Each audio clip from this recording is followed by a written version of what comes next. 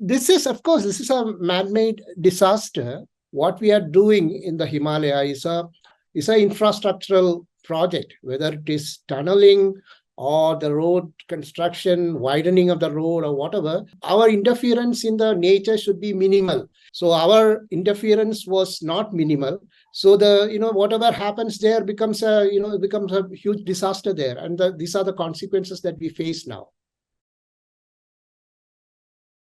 When you start tunneling, you must have a proper geological map of the region. And based on that, you should be able to, also there are a lot of other drilling, logging, all these exercises are important before we plan this tunneling project.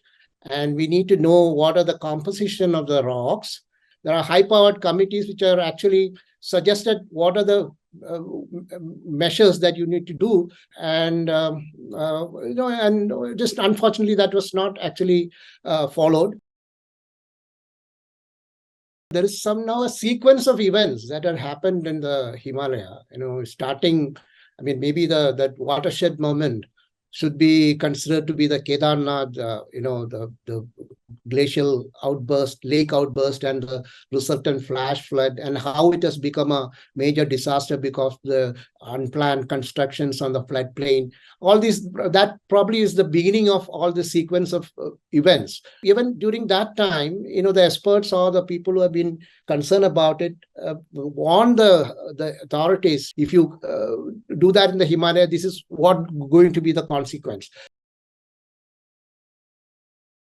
Certainly, nobody says that there should not be any infrastructural support. What is important here is, what is the minimum interference you can do?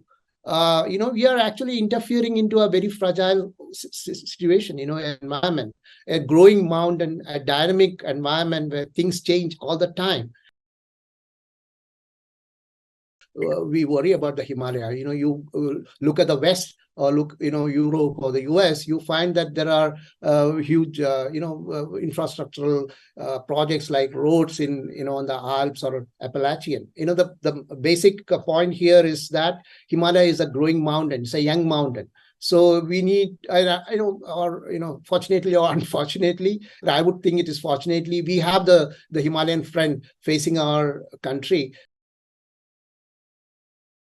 We need to be extremely careful about the infrastructural project. If the kind of the pace of construction that is going on, cannot be support every terrain like the Himalaya has what you call the carrying capacity. It cannot go beyond that. So even when you want to have this kind of road or tunnels, we need to understand whether that particular terrain where we are going to mess with will ultimately stand. For more informative videos like this, keep watching India Today News Mo.